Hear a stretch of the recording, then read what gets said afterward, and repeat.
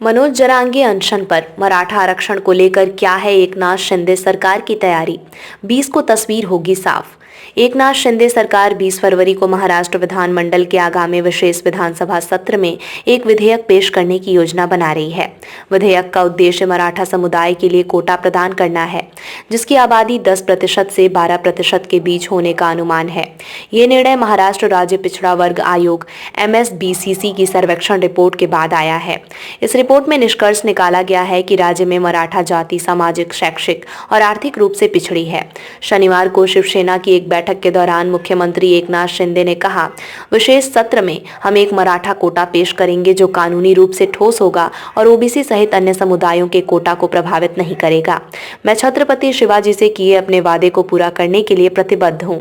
राज्य में इस साल लोकसभा और विधानसभा दोनों चुनाव होने हैं और मराठा कोटा कार्यकर्ता मनोज जरांगे के चल रहे आंदोलन ने सरकार पर दबाव बढ़ा दिया है। वहीं जरांगे ने भी फिलहाल अनशन जारी रखने का ऐलान किया है।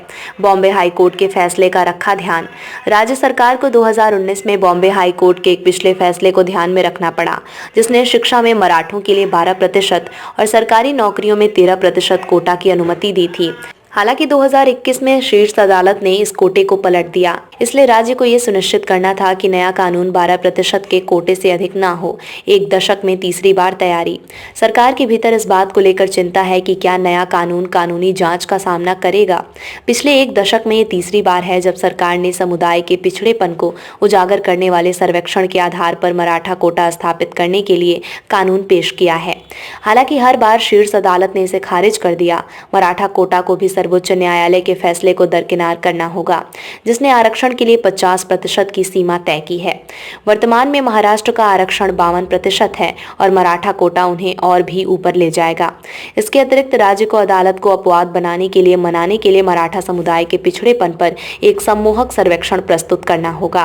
राजनीतिक विश्लेषक अभय देशपांडे ने अदालत में मराठा कोटा की सफलता के बारे में संदेह व्यक्त करते हुए कहा, प्रत्येक सरकार राजनीतिक दबाव के कारण मराठा कोटा पेश करती है।